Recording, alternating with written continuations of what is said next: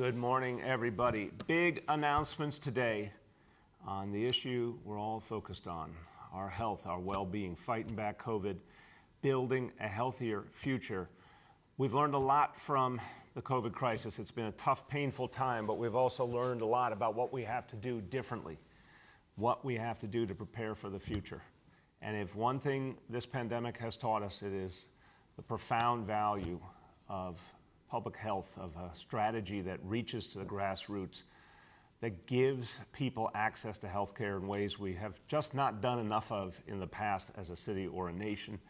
This is a moment to do things very, very differently, and there is no place better to innovate than New York City. There's no place better to create a new paradigm than New York City. There's no place that has more experience dealing with this crisis, but also innovating approaches to engaging people, reaching them, protecting them. No place has done more than New York City. My goal is to make New York City the public health capital of the world. And I don't say that lightly, and I don't just say that because we're New Yorkers and we're proud and we believe we're special. We are special, and we went through hell with this pandemic. We were the epicenter for a long time in this nation. We learned the lessons to know how to fight back in the future. But we've also done amazing things historically in New York City when it comes to public health. A lot of the greatest approaches, a lot of the greatest leadership in the whole country's history on public health came from New York City. So we are ready to do new and different things. Two major new pieces today, two major new thrusts that are going to change the future of New York City, make us healthier, help make the whole world healthier. First, our public health core, taking the incredible lessons we've learned from the test and trace core, making them permanent, having a permanent ability to reach people at the grassroots, encourage health, support people, educate people, get them to the health care they need. And the Pandemic Response Institute. The Pandemic Response Institute takes everything we've learned, helps us make sure there will never be the next pandemic, creating the solutions, creating the approaches to stop pandemics from ever happening to begin with, or if God forbid there is one, being able to deal with them in new and better ways. Okay, the public health core first. Look, we understood after the first weeks of the COVID crisis that so much of what we were dealing with was a question of public education, reaching people, answering their concerns and questions, getting them to the help they needed. And that only works when you're connecting directly with the people at the grassroots, and ideally with community members leading the way, with people from that same community talking to their neighbors. That takes something that requires a permanent feature, something that allows us to reach people constantly, not just when a crisis has already begun. Look, we had to create the test and trace core out of thin air, out of scratch. We had to create something. It's become the biggest and most effective in the country. I want to thank everyone at Health and Hospitals that led the way on this effort, working with the Department of Health. Thousands of lives saved by the test and trace core. And amazingly, test and trace just hit its millionth, 1 million tracing contacts. Well, we learned a lot from test and trace core. We learned a lot from our Vaccine for All core, the amazing work the vaccinators did. Again, that was put together from scratch. Look at what they've done. You're going to see the vaccination numbers today. They're outstanding. They're unbelievable. We're going to take the people who worked on test and trace, the people who worked on Vaccine for All. We're going to create a new permanent New York City public health core. This is truly revolutionary, but it's something you're going to be seeing more and more of. And love this logo. You'll be seeing people wearing these shirts who are part of this public health core, going out in the neighborhoods, going door to door, going to community meetings, educating people, preparing them for the world after COVID, because we need to do everything we can to get out of the COVID era. It's coming soon. We have the chance to get out of the COVID era, but then we have a lot of other public health challenges that we need to address. So public health core, particularly in connection with the amazing work we've done with NYC Care. Again, thanks to everyone at Health and Hospitals. NYC Care, guaranteed health care for all New Yorkers. This is something there's still a lot more ability to reach people with, to get people health insurance who don't have it, to get people connected to primary care medicine who don't have it. We guaranteed all New Yorkers health care. The public health core is going to be leading the way to get people connected who haven't been before, and that's going to make us resilient. One of the things we learned in this crisis is folks who had not had access to health care were very vulnerable. People who went years or decades without the health care they deserved were often the folks who were the victims of COVID the most. Getting people health care, getting it to them regularly, making sure everyone has it when they need it, that's how you turn things around. We're going to be employing thousands of New Yorkers in this effort from the communities most affected by the challenges of COVID. And it's going to say something very clearly, that in New York City, we believe healthcare is a human right. It's as simple as that. Healthcare is a human right, but we're not just talking about it, we're doing it. Guaranteed healthcare for all, a public health core, leading the way with the ability to reach people like never before. I want you to hear from two of the visionaries who have created this idea and are helping it come to life. And both of them have spent their life protecting New Yorkers, keeping people healthy. But this is the kind of thing they dream of doing, getting healthcare proactively to the people. First, of course, I want you to hear from the city's doctor. And he has the great distinction of being the commissioner of the Department of Health. He also worked at health and hospitals before that. So he sees how we can bring all these strands together. He has helped to lead us, and he is helping to lead us out of the COVID era once and for all. Dr. Dave Choksi. Thank you so much, sir. And you have said many times that we can't just bring things back to normal. Ours must be a just recovery, and bringing New York City back better means bringing our city back healthier. We have a once-in-a-generation opportunity to reimagine what public health can look like in New York City. The Public Health Corps will seize upon this moment, building on the hard work already being done in our communities to fight this pandemic and preparing against future emergencies as well. As COVID continues to shed light on health inequity, particularly inequity linked to structural racism, it is clear that the solution lies in the strength of our communities. We have seen this time and again during the pandemic, from Soundview to Sunset Park, and from Port Richmond to Richmond Hill. The future of public health in our city must be led by the people who are most affected and who know the communities that they serve, often because they are from them. These community health workers, numbering over 500 by December, will be the backbone of the Public Health Corps, linking residents to clinical and social services. They will help more people get vaccinated, counsel neighbors about diabetes and depression, and address hunger and food insecurity.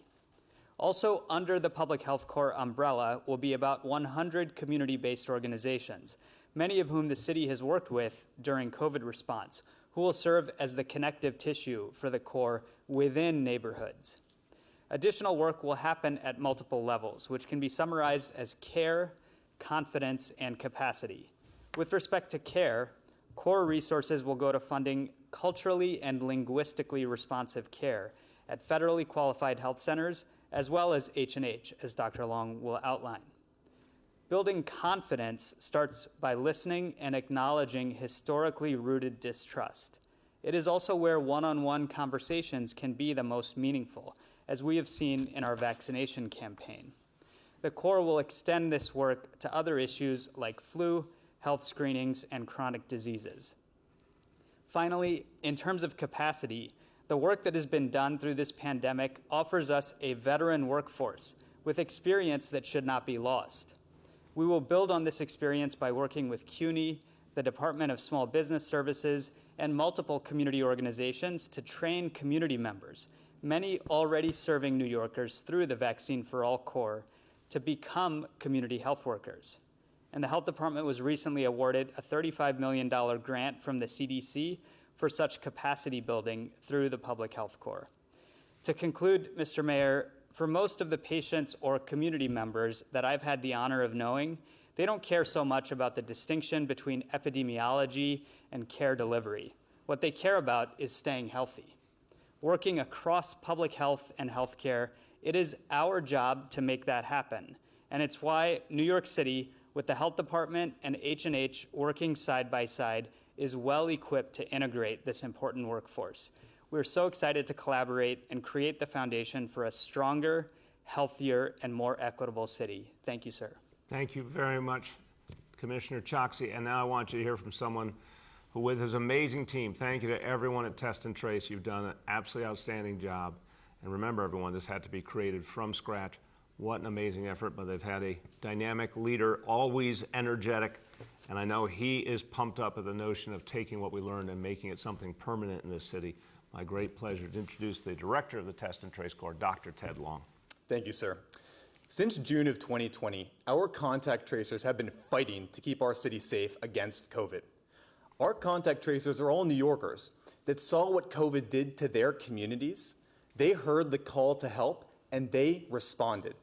Our contact tracers have been able to reach nearly 90% of all new COVID cases across New York City since they started in June of 2020.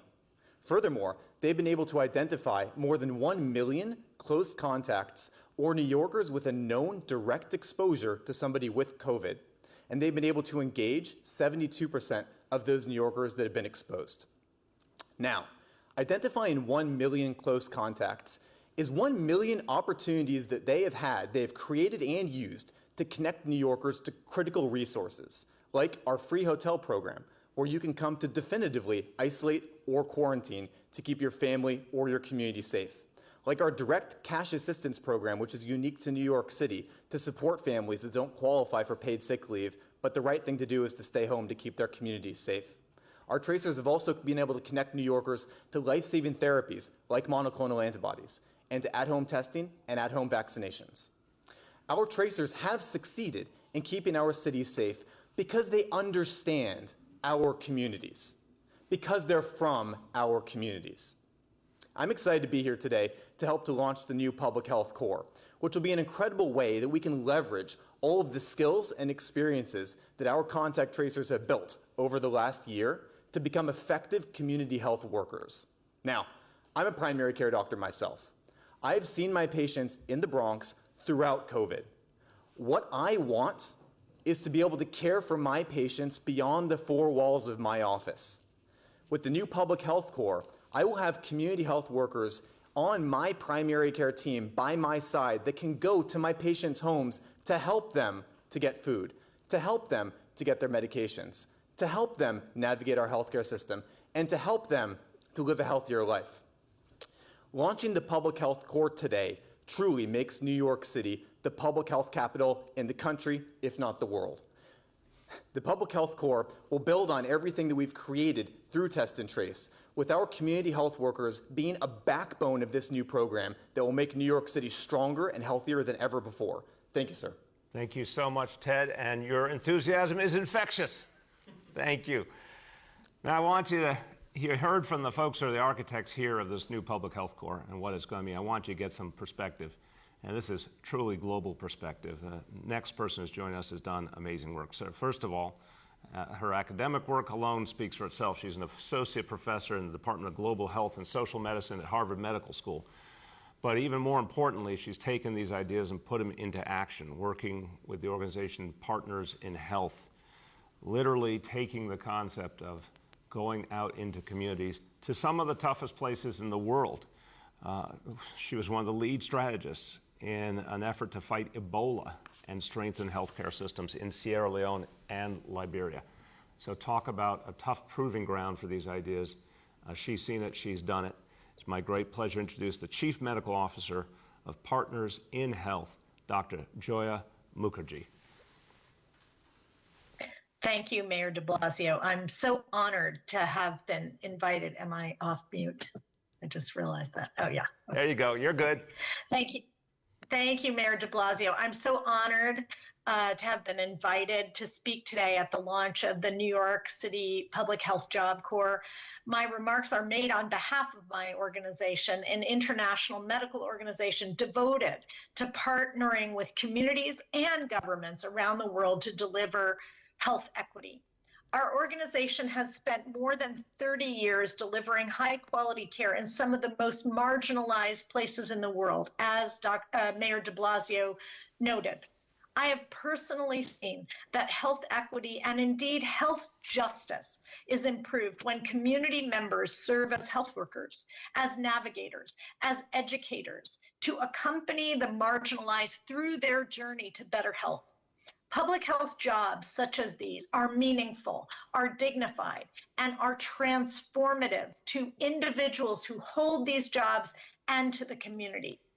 Because of the long arc of American racism, there is disproportionate impoverishment, unemployment, lack of housing, and poor access to health care among Black and Brown communities. And Mayor de Blasio's investment in creating the New York City Public Health Job Corps will specifically impact those who suffer most from the root cause of ill health, which is economic injustice. For more than 20 years as Chief Medical Officer in Partners in Health, I have witnessed firsthand the transformative effects of community engagement in health work. Community health workers in Haiti have helped people living with HIV live long and meaningful lives. In Liberia, our community health nursing program has saved countless premature infants when they return home. In the Navajo Nation, community health representatives have transformed the lives of the elderly and the homebound. When COVID-19 hit my home state of Massachusetts, our governor asked us to leverage our international experience to create community health workforce in Massachusetts, which has also been successful at saving countless lives from COVID-19. As a physician working in more than a dozen countries and countless communities across the world, I count many of my friends as community health workers, and they have been my greatest teachers. By walking with and working with them, I have learned about the daily challenges of my patients, the barriers they face, and the support they need to be healthy. This great workforce has helped us at Partners in Health work with governments to build health systems from the ground up with the community, not only for the community. The disproportionate suffering and death of Black and Brown communities from COVID must end. Community-based public health workers are a form of materially and morally meaningful job creation. And I'm confident that the New York City Public Health Corps will impact lives and livelihoods and deliver health equity. And I commend Mayor de Blasio's foresight in creating the New York City Public Health Jobs Corps. Thank you so much, Doctor. I appreciate your energy, too. You've done amazing work all over the world, and the examples you gave really bring home the point. This can be a strategy that works everywhere and anywhere, but we got to focus on it and we got to invest in it. So thank you for helping to lead the way, and New York City is going to, I hope, provide an example to the whole nation that this is the future of healthcare. Thank you very much. Now, everyone, I want you to hear from the grassroots. You've heard like one of the great global experts give you the big picture. Now let's take it right down to the neighborhood level. I want you to hear from someone who worked with Test and Trace, did that work at the community level, engaging community folks, getting them to do what they needed to do to be safe. She's now working at health and hospitals, at Elmhurst Hospital, obviously someplace that was the center of the epicenter, and someplace where the work continues every day to reach people on a variety of healthcare needs. Here from the front line, I want you to hear from Maisa Alam. Everyone. Can you hear us, Maisa?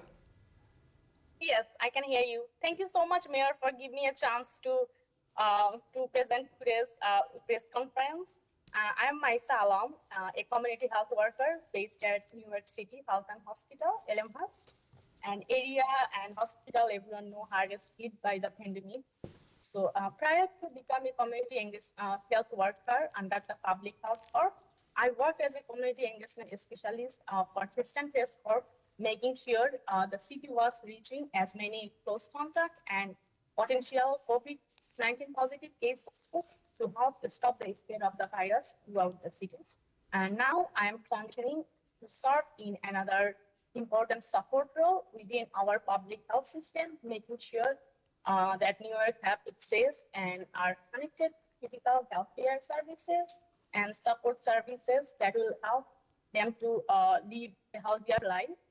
And I'm from Jamaica, Queens. So as a Queens resident, I understand my community people and the patient I work closely with, helping them establish health goals and connecting them to various social services such as food, income, housing, immigration aid, and more other supported services that are available in our community. And also, I really, it's been fulfilling to see my patient and to see all those people to improve their health and start practicing their life, healthy lifestyle. And thanks goes to our weekly touch bases system. And I look forward to address the needs of those people infected by the virus and helping more New Yorkers create healthier life and more sustainable health practices. And I promise I playing my role, making sure New York have an overall healthier place to live throughout the public health curves. Thank you so much, everyone. Thank you, Maisos. Thank you for the great work you've been doing. It is literally life-saving, and it's people like you that are helping to get us out of the COVID era and get to a better and healthier place. Thank you so much. All right, everyone. Now, I mentioned at the top another major new announcement today, and it's really exciting because, again, this is about the future. We never want to see another pandemic, but it's going to take a lot of work to protect New York City and protect the whole earth in the future. So today we're announcing something wonderful. Our Pandemic Response Institute, we've been talking about for a long time. I'm happy to announce that we have selected Columbia University to operate the Pandemic Response Institute. This is a big step forward, and we've got the right people for this big responsibility. The city is going to invest initially $20 million in the Pandemic Response Institute to supercharge this effort. Columbia University, renowned all over the globe, is exactly the right place for it to be housed, and this will protect us against the potential of pandemics in the future, help us to stop the pandemics of the future, or worst case scenario, handle them in a way we've never been able to before. But at the same time, recognizing the real issues of inequity that have come up during COVID that need to be addressed. Columbia University's Mailman School of Public Health is renowned. It's one of the great public health schools in the entire country, a place that really focuses on the issues of equity and effectiveness simultaneously. They're going to be partnering with another great institution in the city, CUNY, the CUNY Graduate School of Public Health and Health Policy. Be right there with them as this institute is built into something powerful. We had a pandemic response lab. We put it together also from scratch to have the test results we needed to. It was one of many, many things we did in response to COVID. We created PPE, we created ventilators, we did things we never had to do before in New York City. But the initiative in the private sector, academic sector, hospitals, government, everyone got together. And here's the next big step, leading the global fight against pandemics that threaten us all. This is really powerful, and it's going to have national and global ramifications. And I want you to hear from someone who has been one of the great voices in this nation in how we fight infectious disease. Her career has spanned literally the nation, from her work in the University of California system to her leadership as the chief of infectious diseases department at the University of Kentucky. She is now the president of the Albert and Mary Lasker Foundation, one of the leading national voices on how we work together to address these challenges. My pleasure to introduce Dr. Claire Pomeroy. Thank you, Mayor.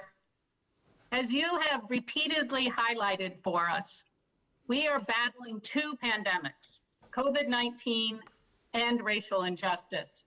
And together, they have laid bare profound fault lines in our nation's healthcare system and lent new urgency to the call to better protect the health of the public.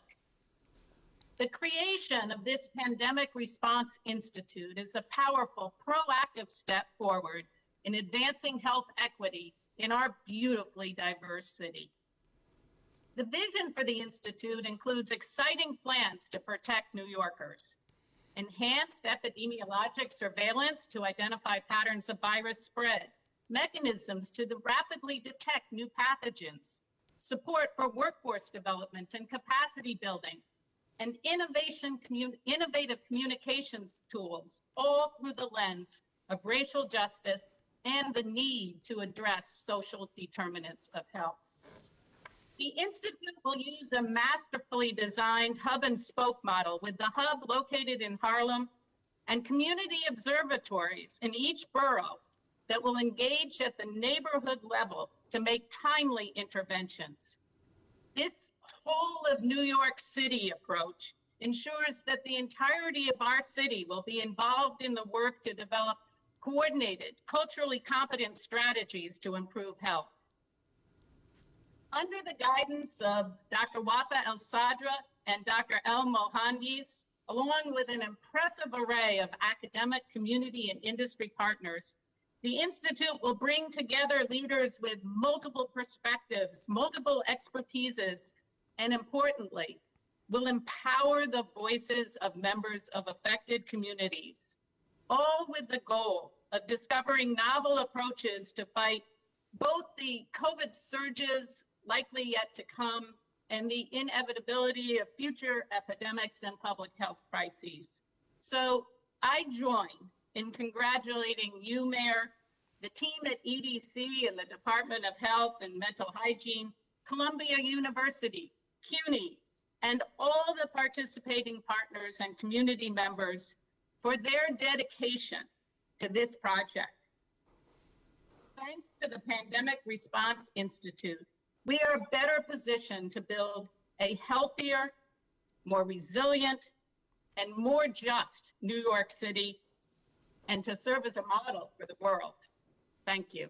Thank you so much, Doctor. I really appreciate the way you're bringing all the strands together and why this matters so much. And thank you for your leadership.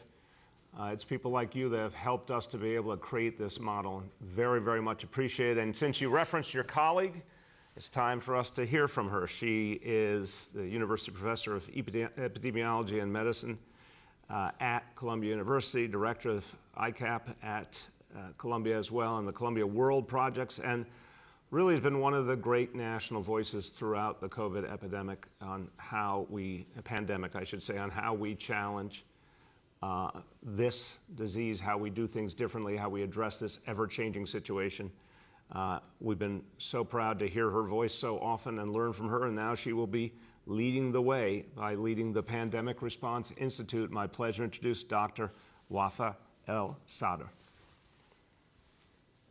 Thank you very much, Mayor de Blasio, and very much appreciate the opportunity today to speak to you briefly about this wonderful initiative. As you said, Mayor de Blasio, this is a never again moment for our great city. Every New Yorker has experienced the terrible health tragedy that we have lived through for the past year and a half and that we continue to live through today.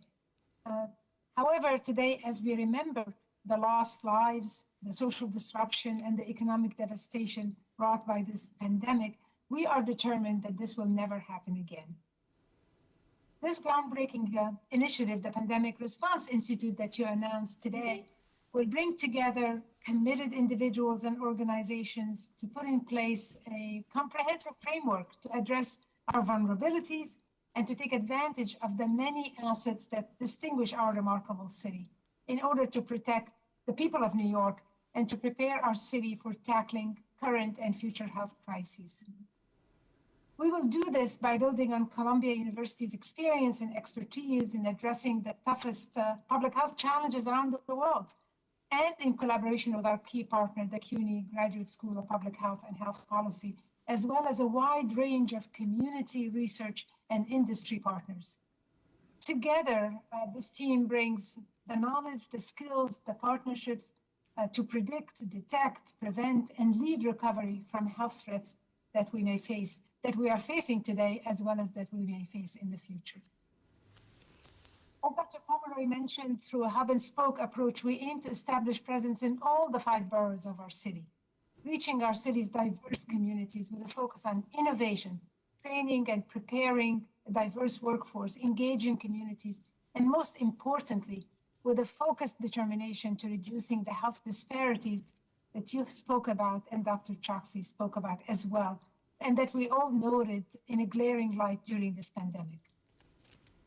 And as is often the case, the initiative will put New York City at the forefront of what surely will be one of the most critical global health challenges. New York's Pandemic Response Institute will be a model for other cities across this country and around the world. So on behalf of everyone involved in this effort, I want to thank you Mr. Mayor, I want to thank the New York City Economic Development Corporation and the Department of Health and Mental Hygiene for placing your trust in us. We are honored and we are humbled by this mission, and we are committed to making it a success. Thank you. Thank you so much, Doctor. I appreciate deeply that commitment is coming through, and your leadership is going to make this come to life, and that means so much for the city and beyond. Thank you so much. I want to hear from one more person, everyone. He's been really one of the voices of conscience in this city throughout the pandemic. He has been someone who's looked at the next innovations and where we need to go, always looking ahead, and we appreciate that. He is the chair of the Health Committee in the City Council, Councilmember Mark Levine. Good morning, Mr. Mayor. I am so thrilled to be part of this announcement and to be here with these esteemed health leaders, Dr. Pomeroy and Dr. Al-Sadr. Thank you, Mr. Mayor. The truth is that we don't know when the next public health emergency will hit us, when the next pandemic will be, but we have to assume that there will be another pandemic. Much like extreme weather in this era, climate change itself and globalization and many other factors mean that what used to be once in a lifetime public health events, now we have to be ready for them to happen much more often. And we have to learn from our experience with COVID-19 to do everything we can to be fully prepared for the next crisis. And that means having the resources in place for testing and data collection and surveillance, really mobilizing the assets of IT and technology. And as you mentioned, Dr. Mayor, focusing on the challenge of inequality first and foremost, which to such a painful degree was laid bare over the last year and a half. And New York City is really uniquely positioned to lead in this effort, partly because of how hard we've been hit in this crisis, and also because we just have such strength in our biotech sector, in our life sciences sector, in our public health infrastructure. And so we are uniquely positioned to lead here. But the creation of this institute now is going to take that work to the next level. We'll formalize it in really important ways. And I had my fingers crossed, Mr. Mayor, that Columbia would win the selection of this role. And I'm so thrilled about this announcement today. They are uniquely positioned. And Dr. Al-Sadr is an outstanding leader of this effort. And they've put together a really impressive consortium, which, as you know, includes our wonderful School of Public Health at CUNY. And they're going to both strengthen our infrastructure here in New York City, but also, I think, help us lead globally in preparing for a pandemic. So this is an exciting announcement, and I'm really honored to be part of this discussion. And I look forward to the work of this institute, as you said, Mr. Mayor, assuring that New York City is a global leader in public health preparedness. Thank you so much. Thank you very much, Councilmember, and thank you for your leadership.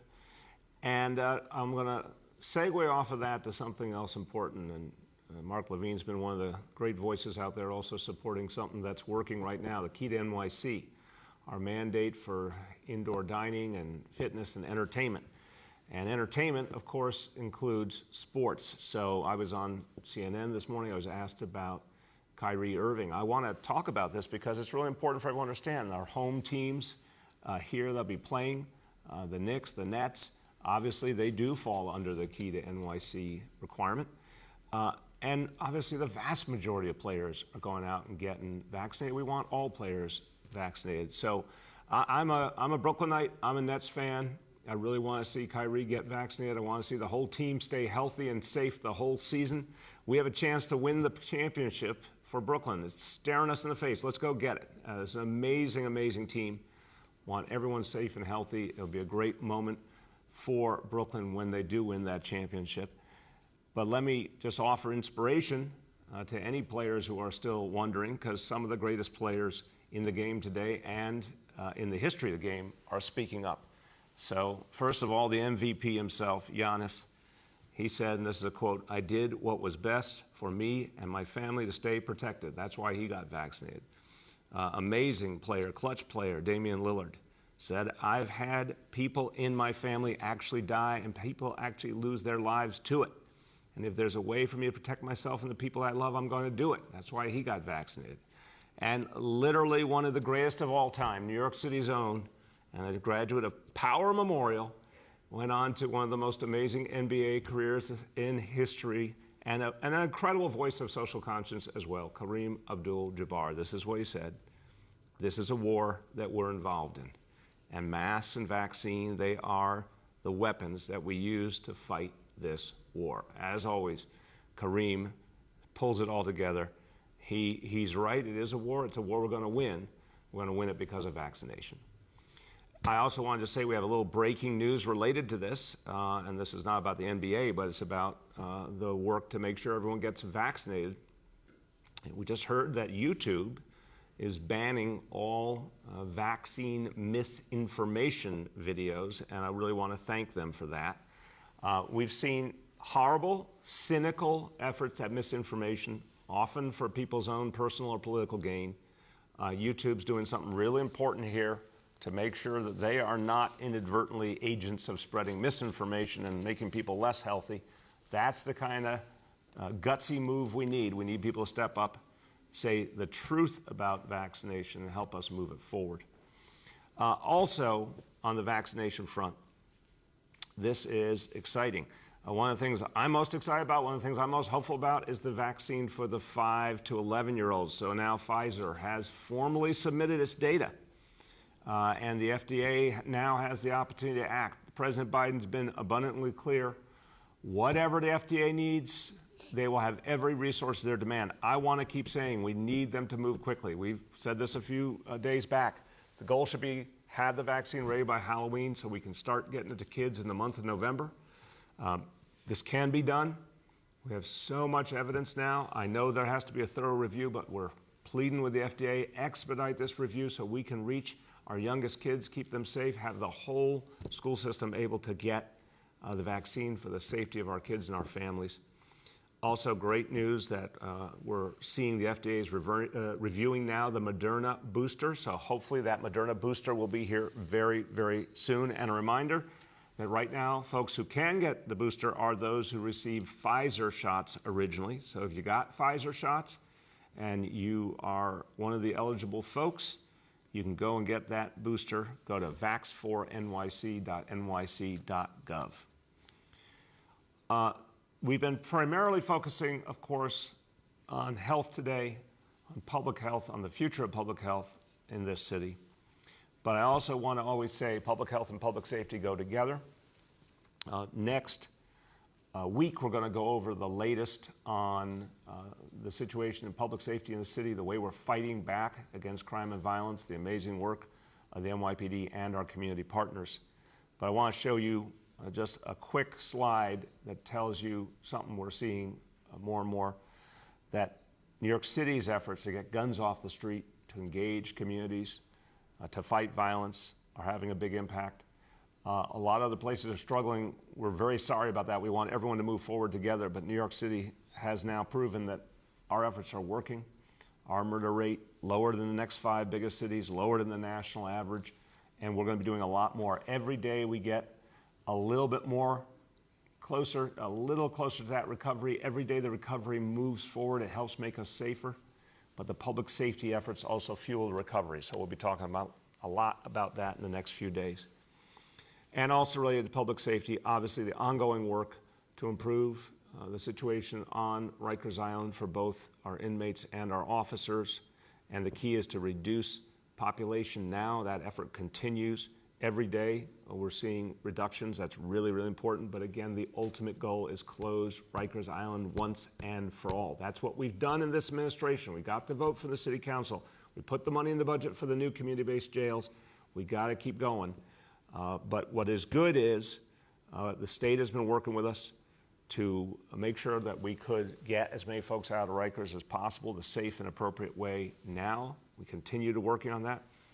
There's also a category that has been asked about several times. It's called 6A releases. These are folks with city sentences that I'm able to act on. We've done a review. And so far, as I've predicted, there are some people that we can release safely, appropriately, with the larger public safety in mind. We've done a careful review with the NYPD and district attorneys. But as I've said, it's a small number of people to begin with, and we're going to be careful and thoughtful about these releases. There are 7 individuals who will be released in the next 24 to 48 hours. We'll keep that process going. The much bigger piece is the hundreds and hundreds of individuals who are either going to be going to state facilities or being appropriately released via state action. That's how we're going to drive down the population, and we'll give regular updates on that. Okay, let's go to our indicators. And the first one, again, shows the power of vaccination and the amazing work of our Vaccine for All Corps. Number 1, doses administered to date, 11,455,785 doses, climbing. That is incredibly helpful. Number 2, daily number of people admitted to New York City hospitals for suspected COVID-19. Today's report, 123 patients, confirmed positivity level 24.06%. Hospitalization rate, this is the one, again, that's the most crucial statistic. We like what we see today. That number is 1.05 per 100,000. And then new reported cases on a 7-day average. Today's report, 1,221 cases. We like that number to continue to go down. The key is vaccination. Few words in Spanish, and this is about our public health corps and what it's going to mean for the future in New York City. Nuestra misión es hacer de la ciudad de Nueva York la capital mundial de la salud pública. El equipo de salud pública y el Instituto de Respuesta a la Pandemia nos ayudarán a llegar a esa meta. Nosotros vamos a conectarlos a usted y a sus vecinos con la atención médica que necesita para mantenerse saludable y fuerte. With that, let's turn to our colleagues in the media. Please let me know the name and outlet of each journalist. Good morning. We will now begin our Q&A. As a reminder, we are joined today by Dr. Mitch Katz, Dr. Dave Chokshi, First Deputy Health Commissioner and Chief Equity Officer, Dr. Torian Easterling, Director of MOCJ, Marcus Soler, EDC President and CEO, Rachel Loeb.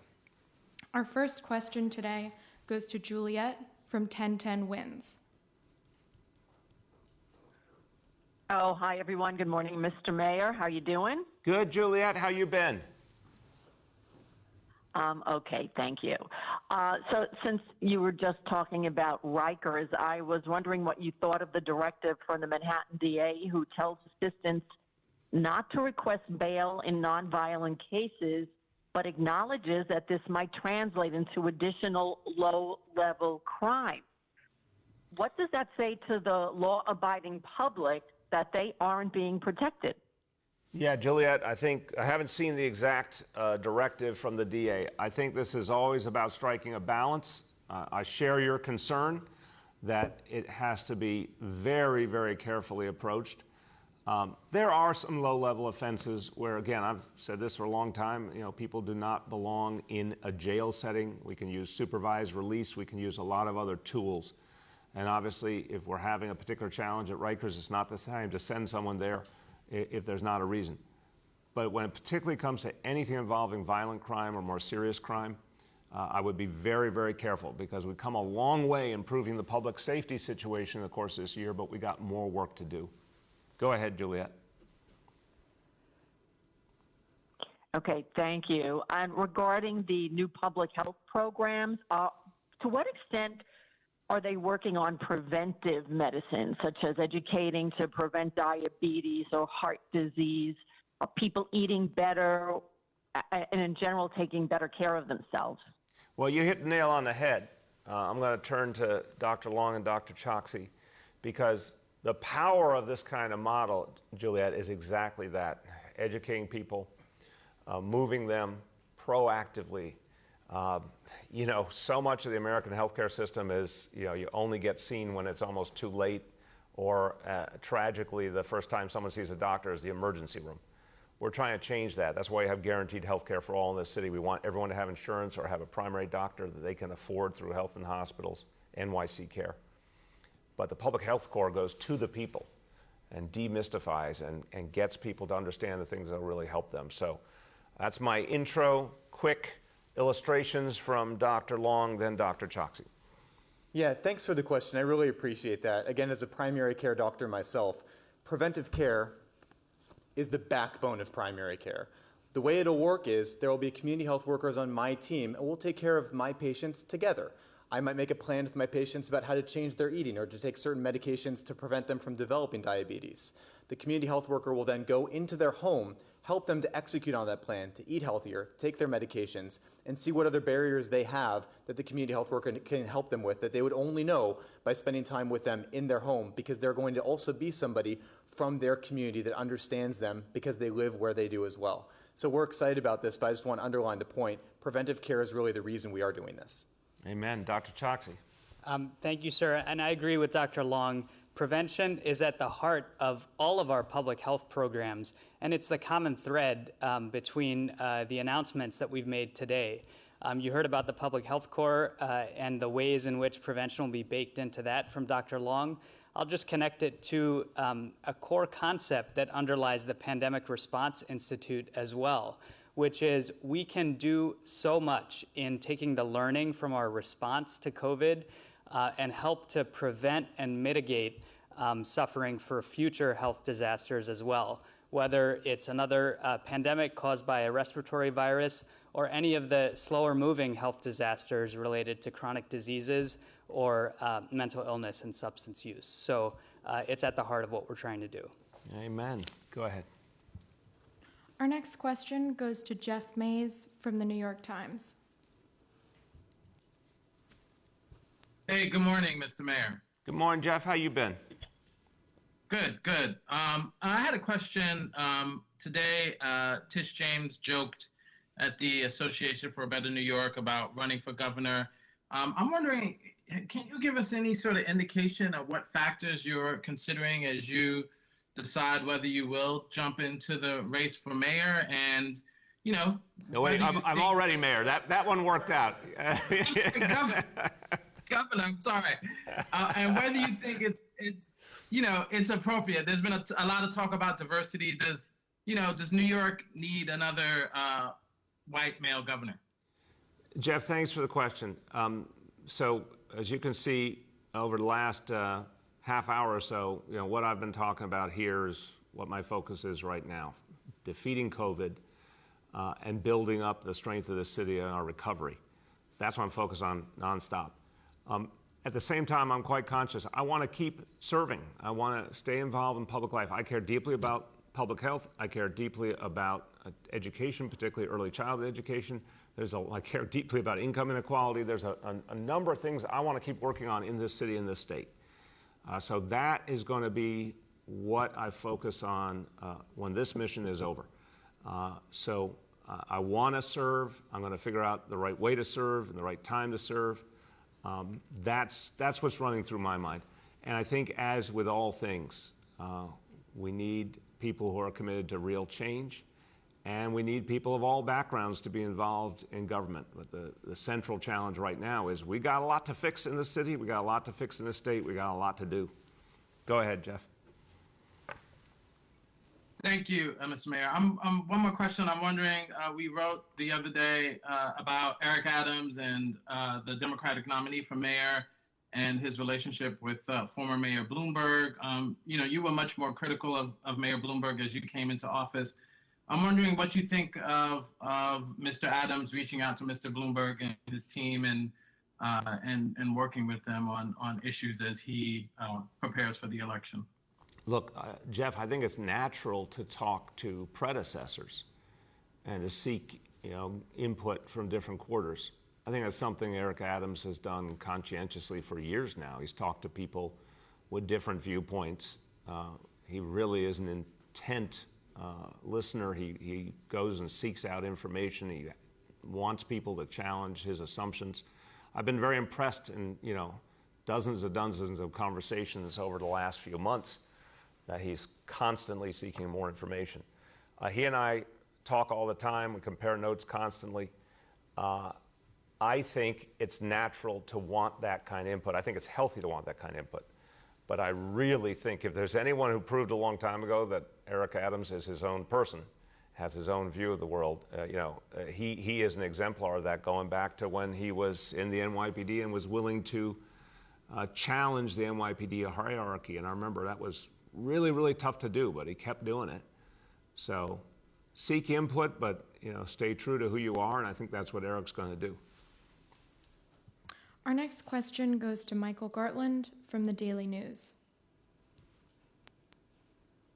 Good morning, Mr. Mayor. You guys hear me okay? We can hear you loud and clear, Michael. How you doing today? I'm good, great. So just following up on Jeff's question about Tish before, how do you think she'd do as governor? And I mean, Giuliani, for that matter, with his exploratory committee being announced yesterday, how do you think either of those guys, both of those guys would do if they were elected as governor? Man, you guys are hungry for elections. We haven't even gotten through the one we're in right now in 5 weeks, and you already want a new one. Look, I know all the candidates, and I respect them all. I don't think this is the time for comparisons. I think the bottom line is this. Right now, everyone should be focused on protecting the city, getting us out of the COVID era, getting us on with a recovery for all of us. That's my focus. Next year, we're going to have a chance to figure out the future of New York State. New York State needs to go in some very different directions. I think that's abundantly clear. There's tremendous problems that need to be addressed that weren't addressed for a long time. And the debate should be about how we go to someplace better and who's going to do it. That's what we need to talk about, but that's not the time yet. Go ahead, Michael. Thanks, Mr. Mayor. So on the public health core, I wanted to get a better sense, and excuse me if I missed this during the presentation earlier. What is the scope of this program? I mean, how many people are we kind of talking about that this will encompass the city reaching out to, keeping in contact with, and getting better outcomes from on healthcare? I'll start, and I'm going to welcome Dr. Long, Dr. Choksi, Dr. Easterling, anyone who wants to join in after my preface. Great question, Michael. My bottom line was this. We built up this extraordinary test and trace apparatus. The notion we would build it up for a crisis and then just when the crisis was over, shut it down made no sense to me. So I said to people last year, we're building something that needs to become permanent. And the reason it needs to be permanent is because it can help us avoid the challenges of the future preemptively, but also because there's so much more we could do to make people healthy if we just had this ability to reach out. So my bottom line is all the folks who are now in test and trace and vaccine for all, I want to convert that whole team to the public health core. So that's my preface. Dr. Long, and then we'll open up to see if Dr. Choksi or Dr. Easterling want to add anything. Yeah, thank you, sir. And I really appreciate this question, too. Look, for me as a primary care doctor, again, as the mayor said, I've always dreamed of the day where I can help my patients after they leave my office.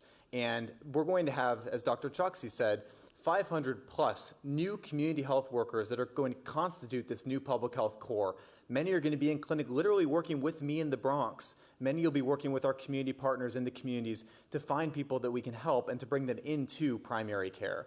But we're going to be able to help tens of thousands of New Yorkers, some of those that have been the most profoundly impacted by COVID through this new public health core, we're very excited about that.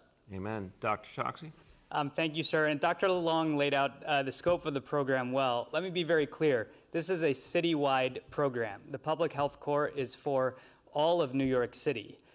As always, we will have a focus in certain parts of the city. You've seen that in our work on COVID, both with our testing as well as our vaccination efforts, where we had a particular focus on certain neighborhoods identified by the Task Force on Racial Inclusion and Equity.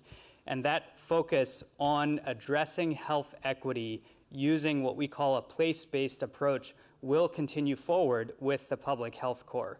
The reason is that we know when historical patterns of injustice intersect with disease, that can generate catastrophic outcomes.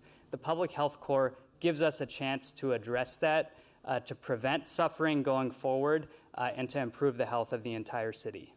Amen. Dr. Easterling, you'd like to add?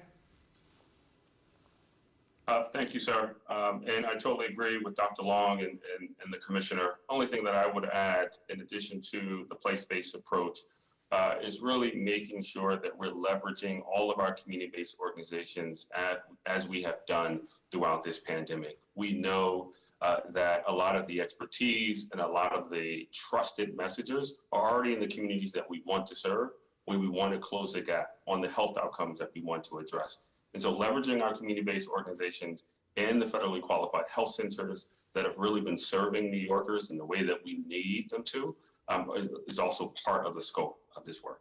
Thank you. Thank you. And Dr. Easterling, want to give you credit where credit is due. You've been really one of the great leaders in this crisis, connecting with communities, helping get community leaders and organizations into the forefront of the fight against COVID. And I've heard tremendous feedback from leaders all over the city, just thankful for your voice and the way you've engaged them. So thank you so much for that.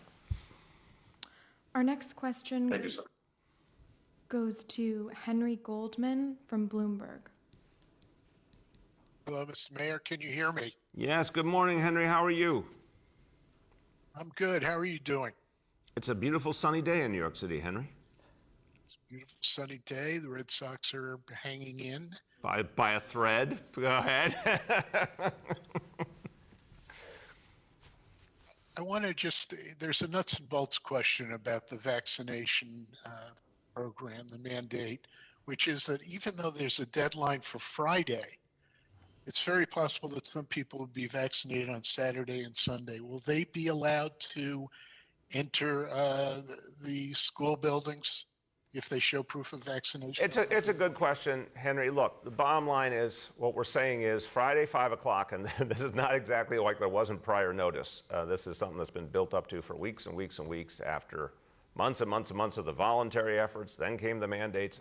We've had the mandates now announced 2 months ago.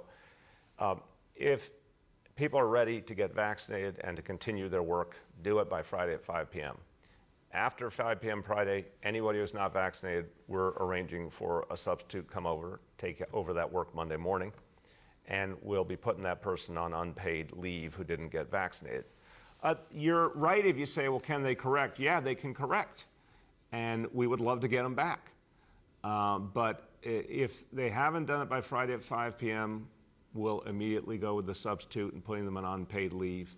And any day they're not vaccinated, they're not getting paid for. But hopefully if someone sees the light on Saturday or Sunday, they get vaccinated, they call in, then we'll make that adjustment right away. Go ahead, Henry. Okay, thanks. There have been taxi cab drivers in front of City Hall for several days off and on, protesting and pleading with City Hall to change its planned program for aid to them, because they say that the amount that's going to be spent just will not cover the enormous debts that they have on their medallions. And they came up with this plan years ago, really, a couple of years ago. The city could spend, or at least put forward, $900 million, which would then be repaid in the form of renegotiated loans that these taxi cab drivers could pay, much in the way that people refinance a mortgage on their homes. And this would keep them in business, and they'd be able to do this. And with all of the federal aid to the city now has quite a bit of cash, and yet there seems to be this enormous disconnect between the taxi workers union, if you will, and the taxi drivers, and the administration over a lifeline that can save the livelihoods of thousands of taxi drivers. And I'm just wondering whether there's still an opportunity for them to meet with you in City Hall and come up with a program that would provide a refinancing schedule for these loans that are just won't be fixed with the $65 million or so that's been allocated in the program that you're supporting. Yeah, Henry, it's been discussed really intensely over many months. I really feel for the taxi drivers. They went through a horrendous situation because the world changed. It changed very rapidly. No one saw, I don't blame them, no one saw things like Uber and Lyft coming, and it's one of many situations where people in private sector have seen tremendous dislocation, and it's horrible. We said from the beginning we were going to do what the city could do to help. The city did not create this problem, but we were going to do everything we can to help, because these are folks, these are struggling, hardworking New Yorkers, often immigrants, people trying to make ends meet. We came up with the thing we could do that we fundamentally know will work to greatly reduce the pressure. It's going to ultimately lead to hundreds of millions of dollars of loan relief. That's the plan we have. That's the plan we believe in. We do not have $900 million to put into a different plan. We just don't, and we don't believe the other plans that have been put forward would work. This is the plan that we have. This is the plan to work. So I respect the union. I think the union has failed to be as straightforward as it could with the drivers about the fact that this is what they should be taking advantage of right now. Many drivers are coming forward and are getting that loan relief and having a much better chance of getting through this okay. That's what people should be doing, but that's where we are and that's where we're going. Our next question goes to Nolan Hicks from the New York Post. Morning, everybody. Hey, Nolan, how you doing? I'm doing well, Mr. Mayor, and yourself? We are every day finding a way, Nolan. Good to hear. The Federal Monitor wrote in a report that was filed on May 11th, 2021 that, quote, the pervasive level of disorder and chaos at the facilities, meaning Rikers, is alarming, end quote. Yet you didn't issue your emergency response plan until September 14th. Why the 3.5 months between the findings of the Monitor and an emergency response plan? Well, Nolan, the Monitor throughout years has issued both warnings about problems and very clear praise of a lot of the reforms that have been made. We've constantly been addressing the situations in Rikers, but they are extremely challenging, made much worse by COVID. And if you just had COVID or you just had the 85-year-old Rikers Island facility that should have been closed a long time ago, you put those, either one would have been bad enough. You put them together, it's been extremely difficult. But we have constantly made changes to try to address the issue. This series of actions now, including, bluntly, having to challenge the union, that's been a big part of the problem, and having to make very clear that people are going to be suspended in large numbers for doing that exact wrong thing and hurting their fellow workers and hurting everyone's safety. These are the things that are having an effect now. We tried a number of other tools. This is what we have to do now. Go ahead, Nolan. Sure, but I didn't hear any rationale for the delay. Between January and May of this year, 3 people committed suicide on Rikers Island. Between May and now, that number has grown to 11. Do you think that you or your administration bear any responsibility for the additional 8 deaths? Nolan, the facts as I understand them are different, respectfully, and every single person who passes away for any reason is a tragedy. It is painful, it is awful when we lose anyone. Some people, it was suicide. Some people, from everything we understand, natural causes. It's not just one thing. And unfortunately, every year I asked for the statistics to get perspective. Every year, my administration, previous administrations, because we're talking about a community of people who often come into Rikers with profound health problems. We lose people every year, and every single time it's a tragedy. But the way I look at it is this. Whenever there's been something we could do, we've tried to do it to fix the situation at Rikers Island. But it is beyond short-term fixes. This is why I've been trying to say it is a horrible situation, but it's been a horrible situation not only the last 8 years, for decades before that. It has to end once and for all. That's why we are getting off Rikers Island. That's why we ended things that made the situation worse, like solitary confinement and punitive segregation. That's why we have to change the entire culture of the department, starting with insisting that the union not obstruct the work, but actually support the work to keep everyone safe. There's a lot to do, but this is, again, profound, long-standing problem that will only fully be solved by getting off Rikers Island once and for all. Our next question goes to Aaron Durkin from Politico. Hi, Mr. Mayor. We just reported the news that Mary Bassett, your former health commissioner, is the pick for the state health commissioner. Just wondering what you think of that choice, and given some of your criticisms of the way the state health department operated, under Cuomo, what are you hoping to see differently? I am really happy to see a new state health commissioner. Let's start with that, Aaron. It was definitely time for a change. We did not get the support we needed. We did not get the cooperation we needed from certain elements, at least, of the state health department under the previous governor. That needed all to be changed. We needed new leadership for the people in New York City and for the whole state. Dr. Bassett is an excellent leader. I had her as my first health commissioner. She's someone who clearly knows and understands the issues in New York City and will be, I'm certain, respectful of the good work being done at Department of Health and Hospitals. So if she is the choice, that's a fine choice, and I'm just really happy there'll be new leadership there. Go ahead, Aaron. Can you hear me? Yeah, go ahead. Okay. So you announced 7 people to be released from Rikers.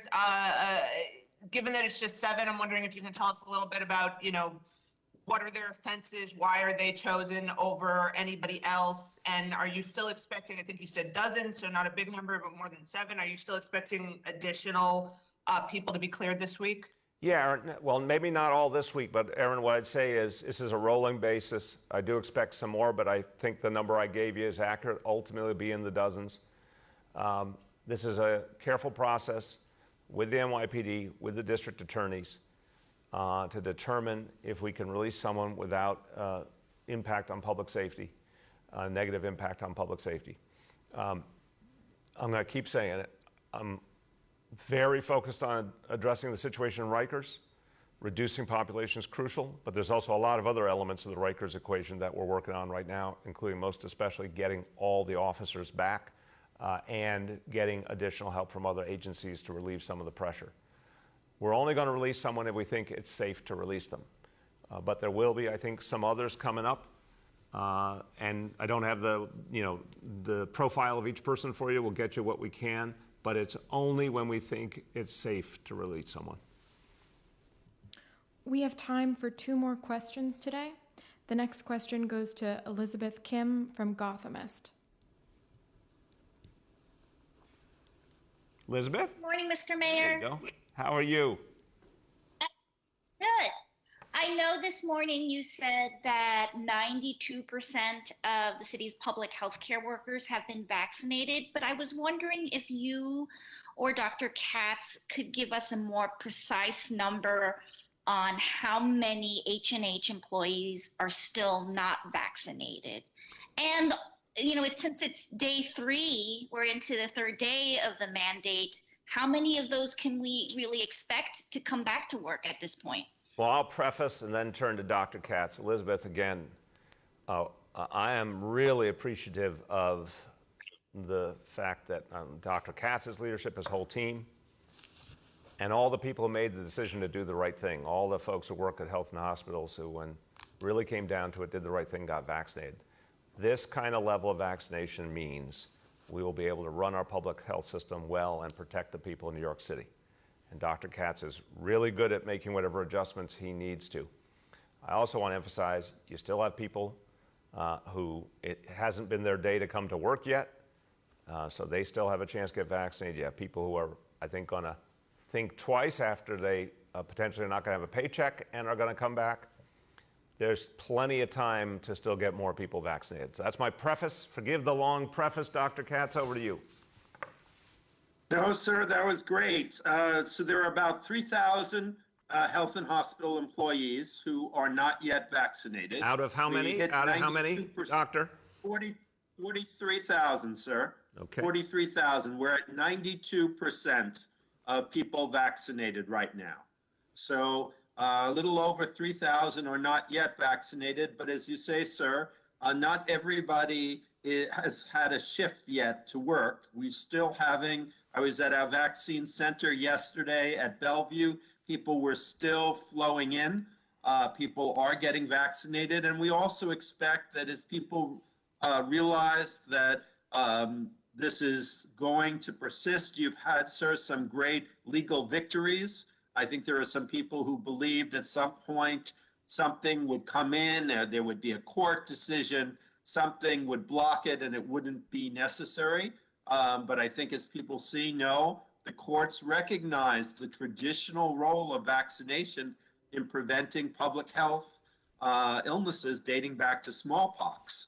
And so I think you're going to see still more people coming in. We do have temporary staffing of about 500 nurses who are filling in for those nurses who have not yet gotten vaccinated or have chosen for retirement. We haven't discharged anyone yet, and we do not intend to. We still have an open invitation to all of the people who are not yet vaccinated to please get vaccinated and join back to the health system with the best mission in the world. Thank you, sir. Amen. Go ahead, Elizabeth. My second question is about how is the city tracking COVID cases for municipal employees that have returned to the office? Are they, and what's the protocol for communicating that to, workers in an office who might have been in contact with someone who was infected? So I'll turn to Dr. Long in terms of test and trace, because obviously what you just indicated is a test and trace mission, and Dr. Choksi in terms of, as health commissioner, what he's seeing and hearing back from different agencies. But Elizabeth, I'd start with this. Look, we got a great example last year with our public schools. Again, we used that gold standard of health and safety measures. We saw things get safer by the end of school last year. Almost no cases in our school system. That was part of what inspired us to realize you put enough of these measures in place. Even before vaccination, it was true, but with vaccination on a high level, with vaccination mandates in place, you're going to have a safe workplace. And if there are individual cases, we'll be able to make adjustments around them. So far, it's been a very successful experience, as we knew it would be, because we've got so many layers of protection in place, much more than people would experience in other parts of life. So with that, in terms of how we would address an individual case in a workplace, Dr. Long, and then Dr. Choksi on what you're hearing about all of the agencies. Yeah, so the way it'll work is if there is an individual, you mentioned a municipal employee or any individual that has a positive test, we'll get that result in test and trace. We'll make an outbound call to that person, and we know that process works because we're reaching currently nearly 90% of all new cases across New York City, and we've been doing that really since June of 2020. Then we're going to talk to that case, and we're going to ask them who they could have exposed when they were infectious at the workplace or at home or in their community. We're then going to call all of those people, and we know that piece works as well because we've done it a million times over, where we've identified now more than 1 million close contacts or people that have been shared with us that they're New Yorkers that have been exposed to somebody when they were infectious. We'll then call those close contacts, and if they're vaccinated, talk to them about what that means. If they're not vaccinated, talk to them about what quarantine means for them and their families. Then on the back end as well, we also collect source of infection data. So we have a comprehensive way of knowing where infections are in the city and where infections may be going up or down. And that includes things like the workplace, but also different types of gatherings, travelers, things like that. So we review that data very regularly to see if there's any indication that there's an uptick in any specific setting. Beyond that, I'll turn to Dave. I just want to say, as you turn to Dave, that you just used a great phrase. We've done that a million times over, which is kind of a popular phrase, but you actually literally mean it. You've done it a million times over.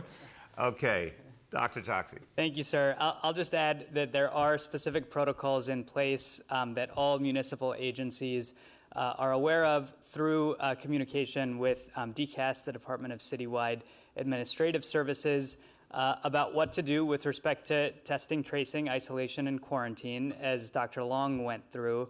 but also the other layers of protection that we have, particularly health screening that is done in many workplaces as well as access to testing and vaccination. An important part of this is when a case is identified, and of course, particularly if that person is symptomatic, they have to stay home and not actually come into the workplace in order to expose others.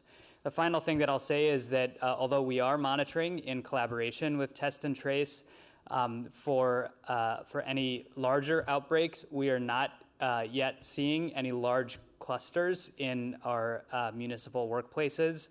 We'll stay abreast of that and, of course, take appropriate action if that changes. Thank you. Thank you. Go ahead. Our last question for today goes to Morgan Mullings from Politics NY. Morgan? Hello. Hi, Mr. Mayor. Can you hear me? There you go. How you doing? I'm doing well. How are you? Good, thank you. So yesterday, we went out to Coney Island to meet with Assembly Member Frontis to talk about a remote learning option for students. We know that you've been, pretty set in your opinion on this, but at the end of the day, there are a lot of students who are missing upwards of 10 days of school because someone in their class has COVID. Will you be considering any options at all for remote learning? Is it worse for them to have kind of substandard learning from being remote or missing 10 days of school and being behind all of their classmates? Well, it's a fair question, Morgan, but I would just disagree with the assumption that they have to be behind all their classmates. Again, if we've got, when we have a full class closure, the work continues online with the same teacher teaching remote. When you have partial closure, you have a set of materials that kids get. They continue to get support from their teacher for 10 days, but remember, when you include weekends, that's not all school days. And the number of classrooms that are closed remains very, very low. So I think with the new standards we put in place this week in terms of how we're approaching classroom closures, and even more fundamentally, as more and more of the school system is fully vaccinated, I don't think you're going to see a lot of classroom closures, and you will have methodologies for making sure kids stay current. Remote just doesn't allow us to serve kids properly. So unless a child is in those very particular medical categories that need a different type of support, we're just not going to a remote option. We believe what we're seeing right now over the first few weeks of school is working, and we want to stick with it. Go ahead, Morgan. Thank you. And just one last Rikers question. We know that Commissioner Shea seems to be a little bit on the opposite side of you in terms of getting people off the island. Are there any negotiations happening there? Is there any disagreement there about whether or not inmates should be released?